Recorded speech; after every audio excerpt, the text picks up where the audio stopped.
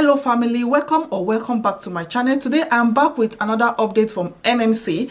If you've seen my old video, or if you've seen a video where I talked about how NMC were going to change the method of both CBT and OSCE that was supposed to have taken effect in April 2020, but because of the outbreak of the virus and everything that has gone on, NMC has been so considerate, and they felt it was going to be so traumatizing or stressful for both the employers and all the nurses for them to begin to implement changes to both CBT and OSCE, especially after just getting out of lockdown and every drama that went with the outbreak. So NMC had just come out to say the implementation is just going to be implemented in April 2021.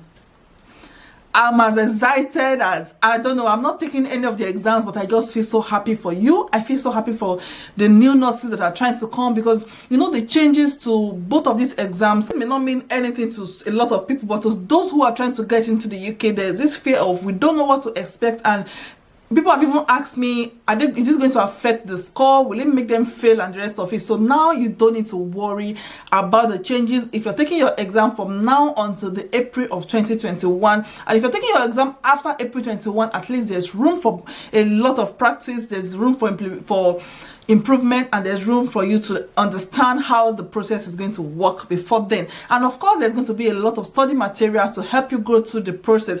If you don't know, or if you've watched my old video, if you've not, I'll just do a little recap of what the changes is going to be for both the CBT and the OSCE. The CBT being the computer-based test, the one you're going to write in any country you're applying from.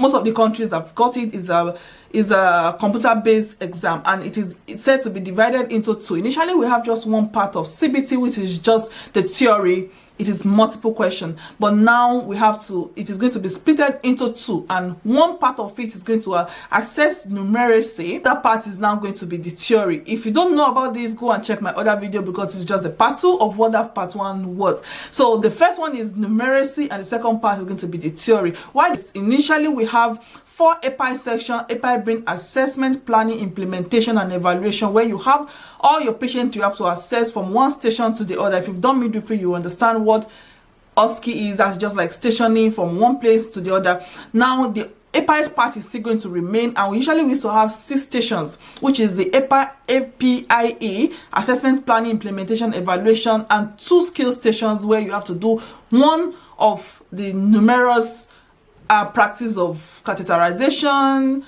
catheter care, the rest of it, which I will not be going into detail with, but now it is now being increased. In addition to the 4 API stations, there will now be 4 skills instead of the 2.